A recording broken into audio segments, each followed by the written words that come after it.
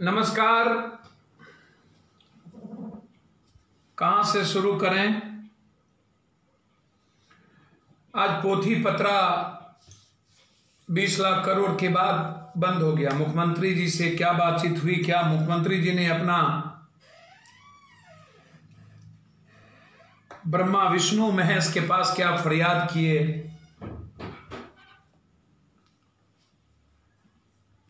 क्या गणेश भगवान की परिक्रमा हुई, ब्रह्मा विष्णु महेश ने परिक्रमा को सुना कि नहीं सुना, ये तो भगवान जाने।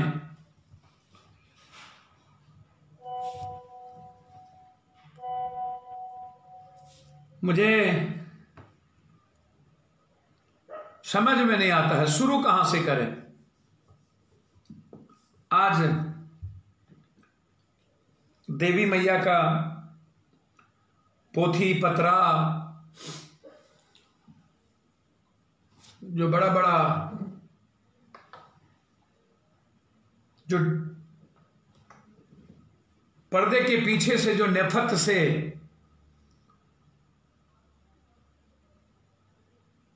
कालिदास की कहानी आप सुने होंगे, बड़ा विचित्र है। लिख दिया गया, कालिदास की कहानी लागू हो गई इस मंत्री पर। एक कहानी और सुने होंगे, सरकार ने मजदूरों की जिंदगी टॉलस्टॉय के नर्क जैसी बना दी।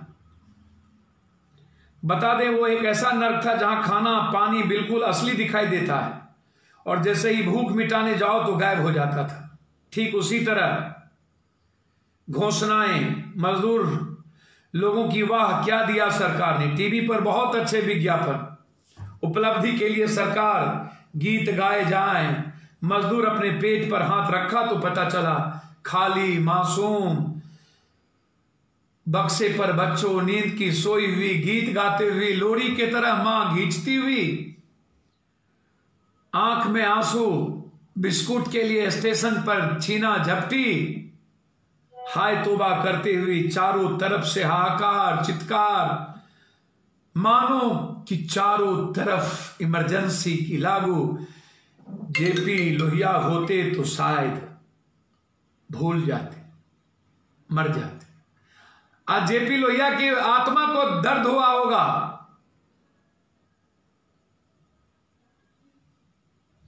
लॉकडाउन के नाम पर कानून बना दिया गया, कोई आवाज नहीं निकले मजदूरों का, किसानों का, गरीबों का। दाने दाने की जरूरत थी। चारों तरफ प्रक्रिया में हमें उलझा दिया गया। मैं तो सोचता हूं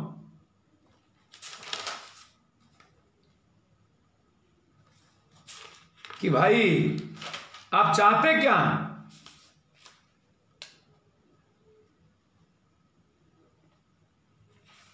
आपने एक कानून बना दी डिजास्टर,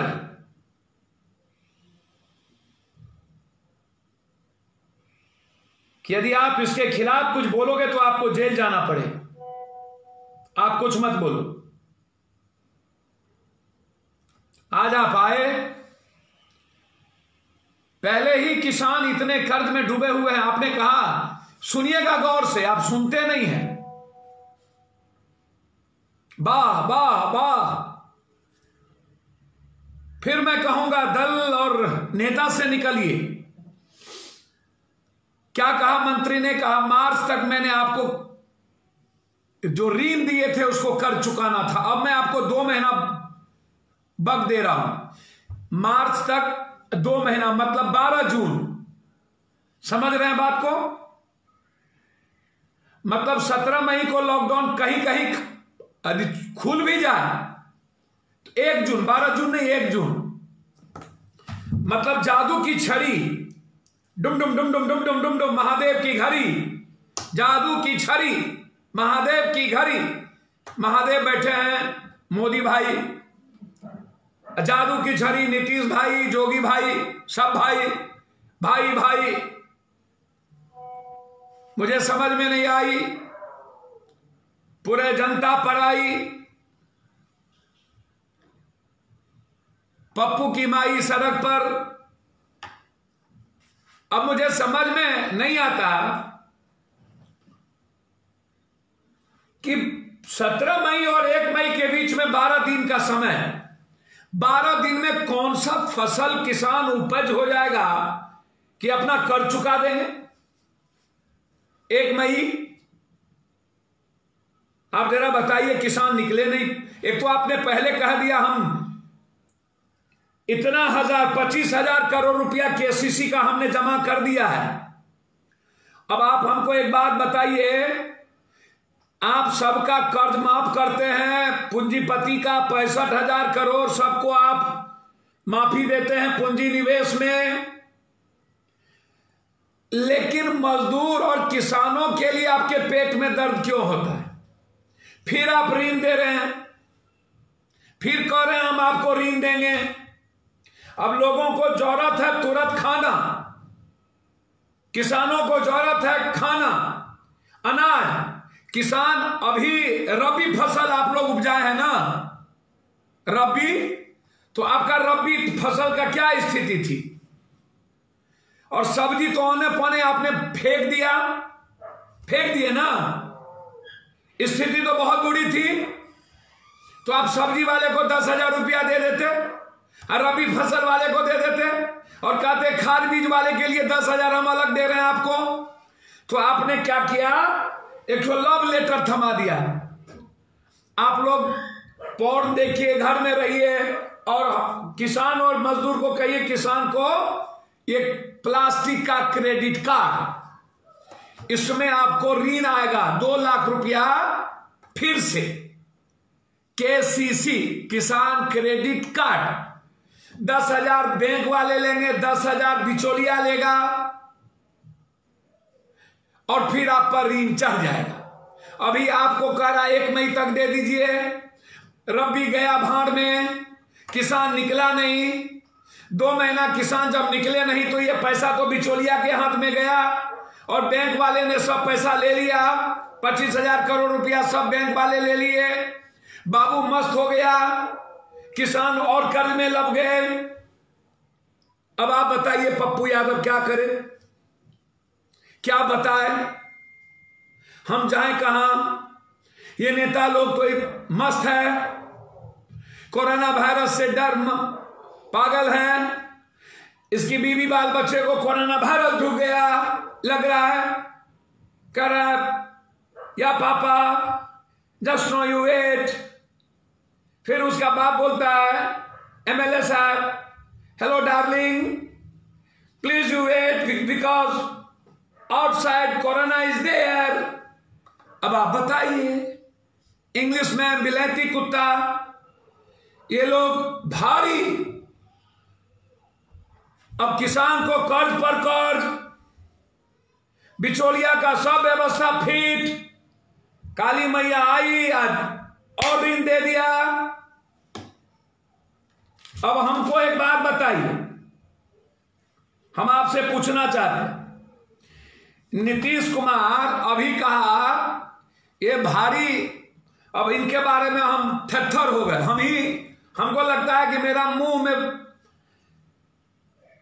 हम क्या बोले, भाई हैं हमारे, बड़े भाई हैं। हमको लगता है कि पूछना पड़ेगा किस नक्षत्र में हमको चाचा जी से कि पैदा हुए थे ये लोग नेता लोग, अंधड़िया रात था कि इंजोरिया था, किस नक्षत्र कौन था? 15 साल नेता रहे, मामूली बात तो है नहीं, नक्षत्र तो बड़ा तगड़ा था होगा। 15 साल मामूली बात है नहीं। फिर बाप का बेटा सब भी डिप्टी सीएम सब हो गया, बड़ी बड़ी मजे ले रहे हैं, एकदम मालदार चीजों पर सोते हैं। तो भैया हम तो सही में हमारा ही नक्षत्र खराब है। मधेपुरा वाला वैसे ही कर्म बोला कि नहीं तुम ही लोग खत्म हो, सेवा फालतू हो, जो लोग घर में सोए रहता है वो मजे, वही ठीक है। तुम लोग काय का सेवा किया?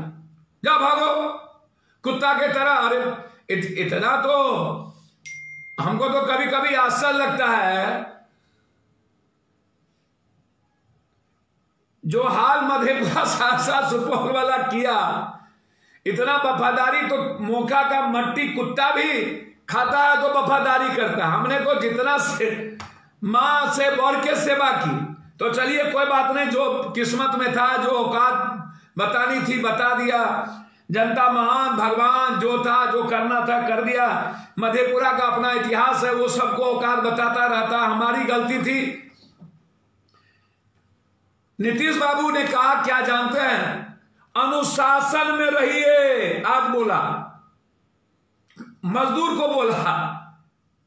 ये नीतीश कुमार जी अनुशासन में जिंदगी भर रह गए, 15 साल। गंभीर हुआ कुछ नहीं। नीतीश जी, आपको औकात का पता चलेगा जब आप कुर्सी से हटिएगा। पिल्लू फड़ेगा, पिल्लू आप सबको, काला नाग को, करैत को, इस सबको, नागनाथ, सांपनाथ। आप लोगों का पुराना खाता वही नहीं खुला तो मेरे नाम पर कुत्ता पोस दीजिएगा। एक एक लोगों के पाप को खोलेंगे।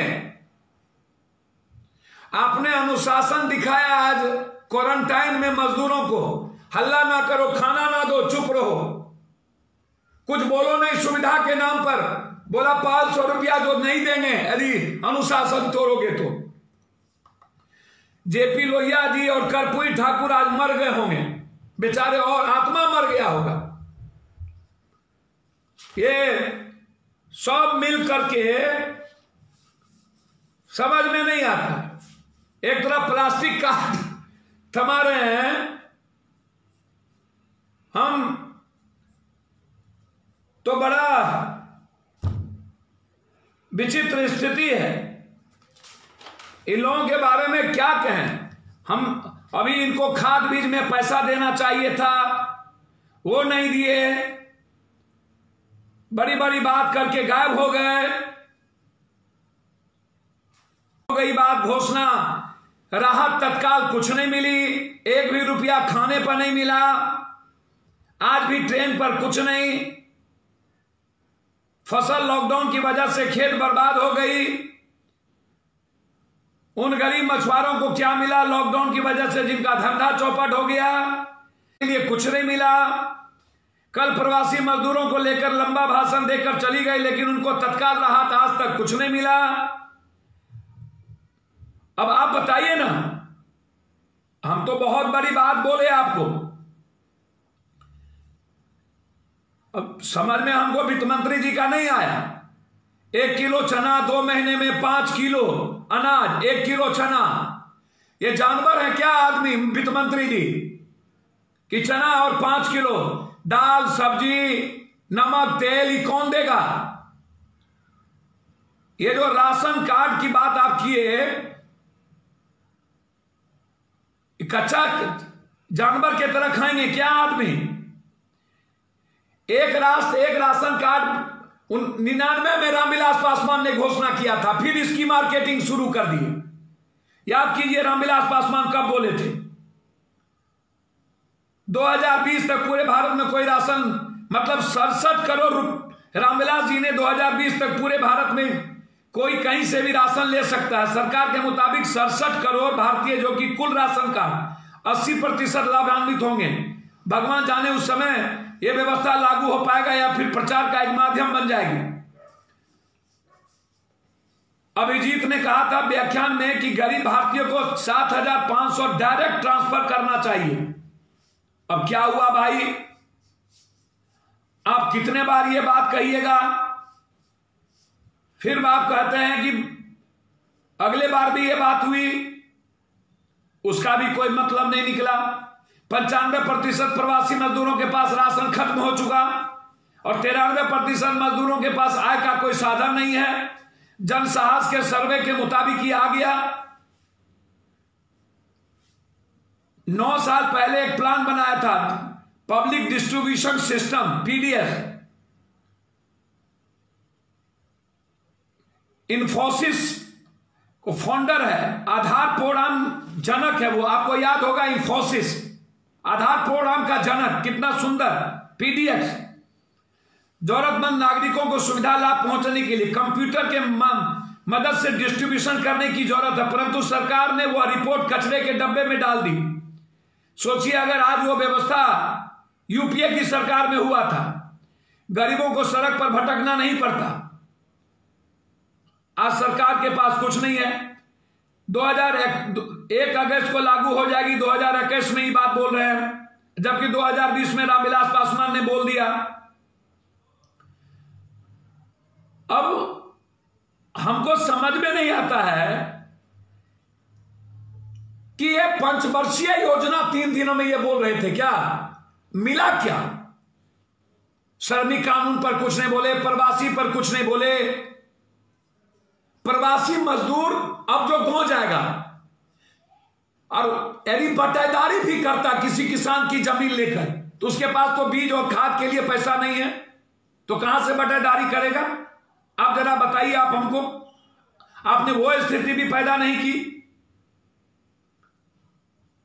आप रेहड़ी पटरी वाले को 50 लाख का टारगेट किए, जबकि दिल्ली में 1.5 करोड़ लगभग रेहड़ी पटरी वाले हैं, बिहार में लगभग 3 करोड़ है।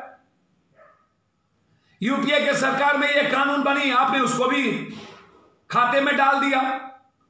और सबसे बड़ी दुखद है कि अभी भूख और रोटी की जरूरत है, मजदूरों के जेब में 10,000 रुपये देने की जरूरत है, किसानों के रबी फसल होने पौने में चले गए, उस पर कुछ नहीं बोले। आज बवाल मचा हुआ है, किसानों पर बवाल नहीं है, मजदूर मर रहे उस पर नहीं, मंदिरों पर। मैं कब से बोल रहा हूं मंदिरों के पैसों के सवाल को। 5 मंदिरों में 60,000 टन सोना है, तिरुपति मंदिर में 9,259 किलो सोना है। ये सोना क्यों गरीबों में नहीं लगेंगे? 30 टन चांदी तिरुपति बालाजी आंध्र प्रदेश के चित्तूर जिलों में। धन और वैभव श्री भगवान तिरुपति बालाजी के मंदिर बजट की सालाना 2,600 करोड़ होता है। यहां 1,000 करोड़ हुंडी में चढ़ावे के रूप में आता है। 8,000 करोड़ रुपया तो तिरुपति को सिर्फ ब्याज से मिल जाते हैं। इसके अलावा भी 600 करोड़ अन्य साधनों से इस मंदिर में कमाई होती है। अलग अलग बैंकों में इस मंदिर का करीब 3,000 किलो सोना जमा है, जबकि मंदिर के पास 1,000 करोड़ रुपए का फिक्स डिपॉजिट है। पद्मनाभ स्वामी मंदिर केरल के त्रिपुंदरम स्थित पद्मनाभ स्वामी मंदिर देश का सबसे बड़ा अमीर मंदिर है। इस मंदिर में कई क्विंटल सोना और हीरे जवाहरात है। इस मंदिर के पास 1,300 टन सोना है। सिद्धि विनायक मंदिर मुंबई स्थित सिद्धि विनायक मंदिर महाराष्ट्र में दूसरे सबसे अमीर मंदिर हैं। इस मंदिर के पास 160 टन सोना जमा है। सिद्धि विनायक मंदिर भी स्वर्ण मौद्रीकरण योजना के तहत 44 किलो सोना जमा करेगा। हर साल इस मंदिर में लगभग 50 करोड़ रुपए का चढ़ावा होता है। इसके 125 करोड़ रुपए फिक्स डिपॉजिट आते हैं। जगन्नाथ मंदिर पुरी के ये मंदिर भगवान जगन्नाथ श्री कृष्ण को समर्पित है। इस मंदिर की संपत्ति 2,500 करोड़ रुपया से भी ज्यादा है। यह वैष्णव संप्रदाय का मंदिर है। शिरडी के साईं बाबा स्थित साईं बाबा का मंदिर महाराष्ट्र के सबसे अमीर मंदिरों में से एक है। इस मंदिर के पास 360 किलो सोना है। यहाँ के ट्रस्ट ने 450 करोड़ रुपये निवेश कर रखा है। इस मंदिर की संपत्ति आय दोनों ही अरबों में है। यहाँ हर साल 350 करोड़ का दान आता है। सोमनाथ मंदिर के पास 35 किलो सोना है। इसकी गिनती 12 ज्योतिर्लिंग में प्रथम ज्योतिर्लिंग के रूप में होती है। गुजरात के स्वराज सेठ के बेराबेल बंदरगाह पर स्थित इस मंदिर के बारे में कहा जाता है कि इसका निर्माण स्वयं चंद्रदेव ने किया। इसे अब 17 बार नष्ट किया गया है। श्री जगन्नाथ मंदिर पुरी, यह मंदिर भगवान जगन्नाथ श्री कृष्ण को समर्पित है। इस मंदिर की संपत्ति 2500 करोड़ रुपया से ज्यादा है। वैष्णो देवी मंदिर जम्मू कश्मीर के कटरा स्थित मंदिर देवी के पास 1.2 टन सोना है। मंदिर का सालाना 500 करोड़ रुपया आय है। तिरुपति बालाजी देश में सबसे ज्यादा भक्त यहां दर्शन के लिए आते हैं। अब आप जरा सोचिए, साईं ट्रस्ट के पास 1,40,000 करोड़ रुपए का कैश और स्वर्ण है। तिरुपति बालाजी 50,000 करोड़, पद्मनाभ 90,000 करोड़, सतसाई 40,000 करोड़। इस कोरोना काल में लोग मर ही जाएंगे तो भगवान खुदा ईश्वर निमित्त धन किसके लिए रह जाएगा? वह धन दरिद्र गरीब बेसहारे लोगों की मदद के लिए ही तो होती है। इससे बड़ा पुण्य धर्म और सेवा है क्या? भगवान अल्लाह गॉड भगवान बुद्ध गरीब पीड़ितों के लिए तो आए थे, चाहे वो टेंपल मंदिर हो या किसी भी धार्मिक कहीं भी बड़ा से बड़ा मंदिर का ट्रस्ट हो या बड़ा से बड़ा कहीं भी बड़ा कोई जमात में पैसा हो, मस्जिद का में हो या कोई धार्मिक ट्रस्ट हो, मैं समझता हूं उसका सरकार का ऑर्डिनेंस होना चाहिए, ऑर्डिनेंस करना चाहिए और उसका पूरा का पूरा पैसा मजदूर और किसान युवा बेरोजगारों पर खर्च होनी चाहिए। इसीलिए आप इस बात को समझने की कोशिश करिए। पुण्य और सेवा के लिए ही हमारे सभी धार्मिक धर्म संस्थाओं जीवन का समर्पण करता है। बेहिसाब धर्म किसके लिए है? इस पर हम सबको मिल करके बात करना होगा। केरला में जो पद्मनाभश्वरी है वो 90,000 करोड़ है। इन सारे मीनाक्षी अन्ना मदुरई 2 करोड़, वृंदास्वामी temple Thanjavur 3, Jagannath temple Puri 4, Venkateswara temple Tribhuvan 5, Padmanabha Swamy temple 6, Somnath temple 7, Ramanatha Swamy temple, Shri Ram Ganga, Lingaraj temple, Kamakhya temple. मतलब ये देश के बजट से हम जितनी संपत्ति है इनके पास, अब आप समझ लीजिए कि हम इस हिंदुस्तान के 80% गरीबों को कम से कम आत्मनिर्भर बना सकते हैं। प्रधानमंत्री जी और मुख्यमंत्री जी से मेरा आग्रह है, एक तरफ आप ऋण पर ऋण देकर के बोझ के तले दबाओगे। मेरा सवाल आप समझिएगा, मैंने क्यों मंदिर का सवाल उठाया? मस्जिद गुरुद्वारे के पास इतने सोना, इतनी चांदी, इतना पैसा,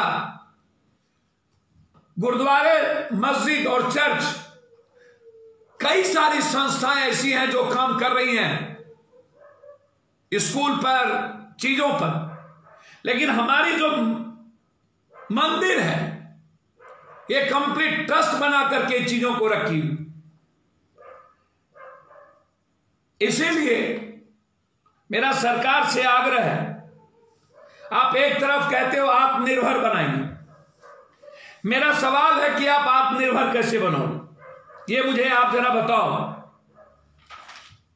जब आप किसानों को लोन पर लोन देकर के बोझ के तले दबोगे,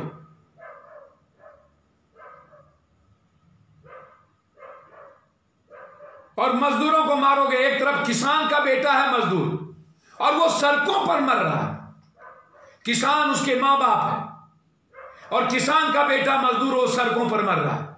एक तरफ ऋण आंधी तूफान से मर रहा हो, मौसम बेमौसम से, कभी प्रकृति से मरता है, कभी अपने हालात से मरता है, कभी बाजार से मरता है। और ये सरकार बेइंसाफी करती, पूंजीपति और उद्योगपतियों की सरकार, मुनाफोखारों की सरकार।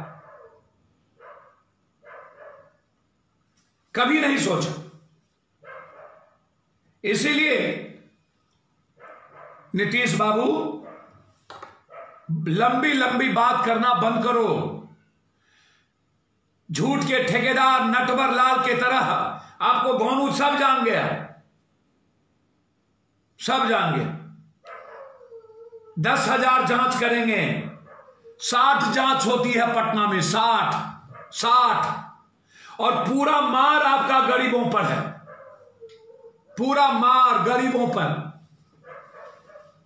आपका मार सिर्फ उस पर है जो क्वारंटाइन में मजदूर है।